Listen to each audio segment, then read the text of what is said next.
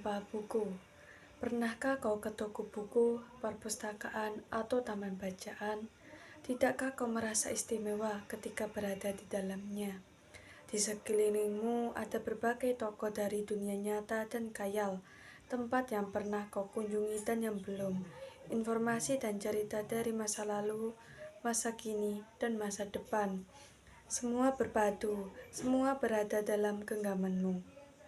Saat berada di antara buku, tidakkah kau merasa menjadi raja dan ratu? Ruang dan waktu seolah menyatu tanpa batas. Kau bisa terbang melintasi sekat negara dan melewati berbagai zaman.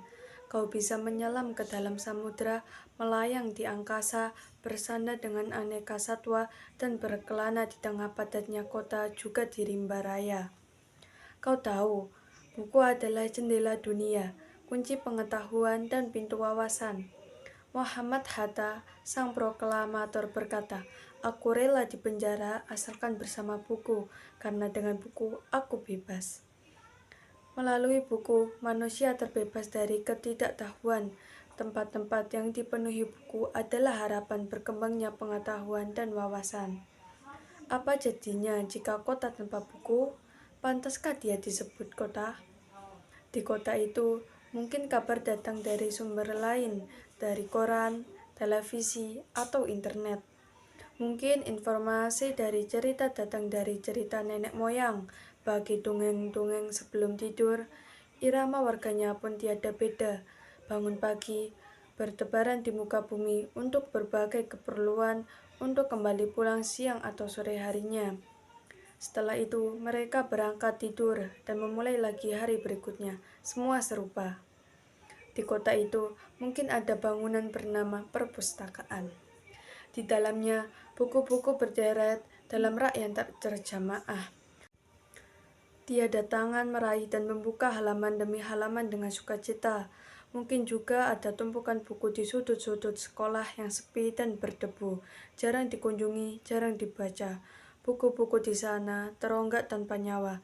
Bagaimana dengan kotamu?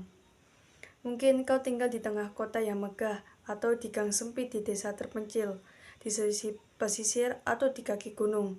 Adakah perpustakaan di taman bacaan? Atau toko buku di dekat rumahmu? Jika ada, apakah tempat itu menjadi wadah berkumpulnya anak-anak dan warga?